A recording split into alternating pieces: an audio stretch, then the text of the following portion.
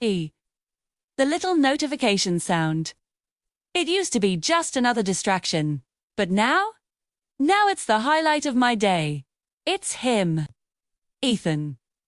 It started so simply, a quick message about work, but somehow, it snowballed. All week, my phone has been a secret portal into a world that's just ours. We talk about everything and nothing. The silly memes he sends that make me laugh out loud at my desk, too. The way he just gets my weird sense of humor. I find myself smiling at my screen like a total fool. It feels easy, effortless. This connection, this digital intimacy, it's growing faster than I could have ever imagined.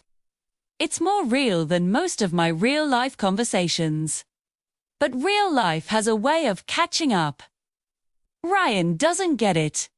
Sees me smiling at my phone, lost in a world he isn't part of, and the jealousy starts to creep in. He's been watching me, his eyes full of suspicion. He doesn't understand how I can feel so close to someone I've never even met in person. He thinks it's a joke, a fantasy. The tension between us has been building for days, a heavy, unspoken thing in the air. Sees me working late, the glow of the monitor on my face, and he assumes the worst. He doesn't see that Ethan is helping me, untangling a project that felt impossible. He doesn't see the late-night talks where we share things we've never told anyone else. Tonight, it all came to a head. The fight was inevitable. You're spending all your time with him. Ryan's voice was sharp, accusatory. He paced the room, his frustration radiating off him. I tried to explain, to make him understand that it wasn't what he thought, but my words just seemed to fuel his anger. It's just work, I said, but my voice was weak, even to my own ears. Work. Olivia, look at you. You're falling for someone you barely know. A complete stranger on the internet. Words hit me like a physical blow because a small, terrified part of me knew he was right. I was falling. And it was messy and complicated and terrifying. The argument left me shaken, tears streaming down my face as I sat alone in the dark. The house felt cold and empty. Then, my screen lit up. A video call. It was Ethan. See in his face, his concerned eyes felt like a lifeline. I answered, my voice still trembling. He didn't push, he just listened. He saw the tears and his expression softened. Hey, he said, his voice a low, comforting rumble. You okay? No.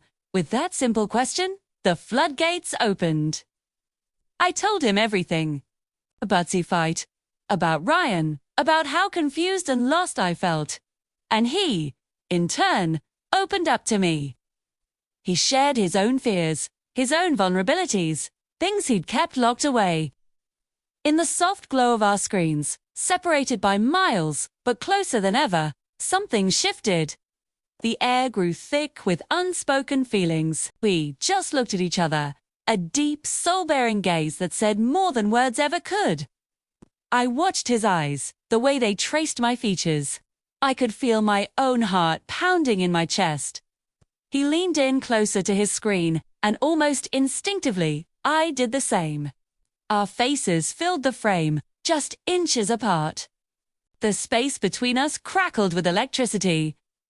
It felt like we were about to bridge the digital divide, like our lips were about to meet through the screen. My breath caught in my throat. Is this really happening? Then, the sound of a door opening behind me shattered the moment. I froze. Ryan stood in the doorway, his face a mask of disbelief and fury as he stared at my screen. At Ethan. Ethan on the other side of the world. Saw him too. The silence was deafening, a crushing weight that swallowed everything.